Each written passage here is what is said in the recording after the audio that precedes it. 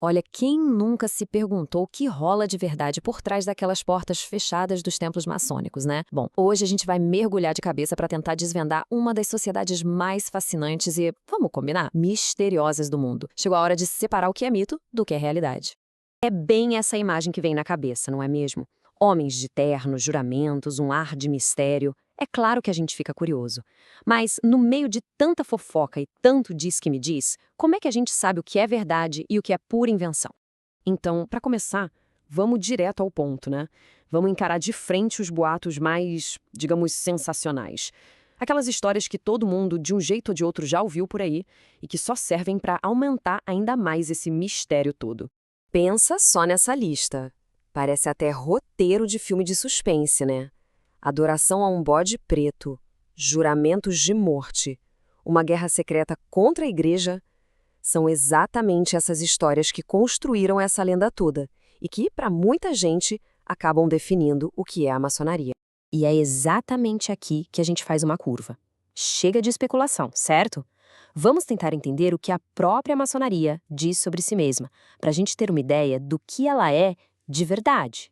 Ok, agora a gente entra num ponto que, segundo a própria ordem, é a distinção mais importante de todas.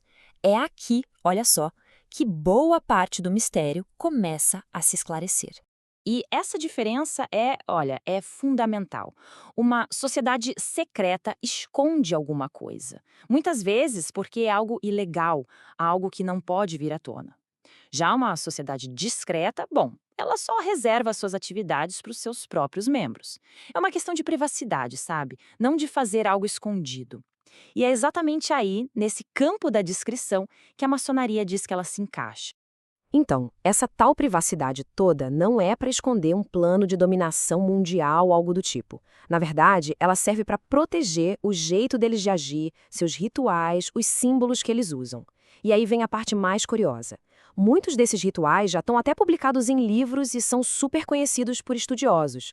Ou seja, o tal segredo não é tão secreto assim como a gente imagina. Beleza. Se o lance não é esconder segredos sombrios, então qual é o objetivo de tudo isso? Para que serve a maçonaria, afinal? Vamos ver agora como a própria ordem define a sua missão.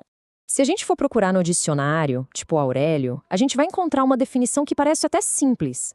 Uma sociedade que busca desenvolver a fraternidade e a filantropia. É um bom começo, mas a missão de verdade é bem mais profunda, mais filosófica que isso.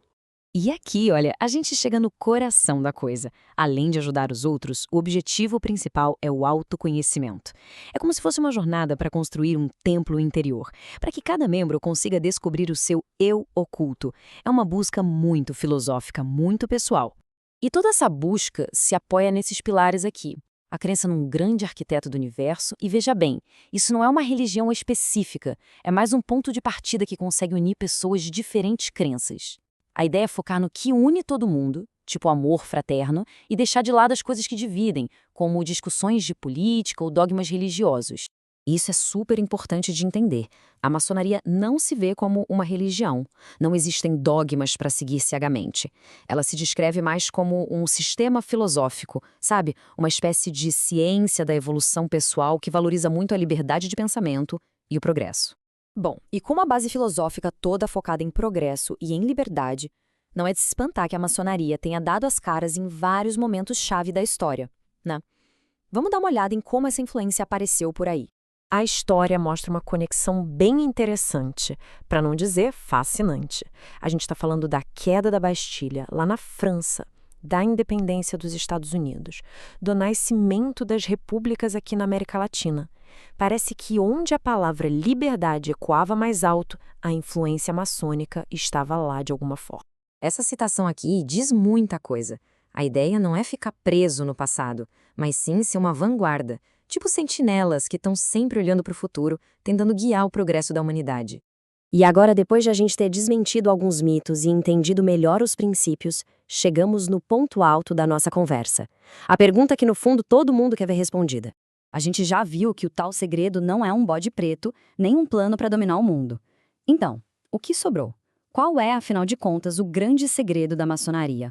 E a resposta talvez seja a mais inesperada de todas: O grande segredo não é uma informação, não é uma senha, não é um mapa do tesouro, ele simplesmente não pode ser contado.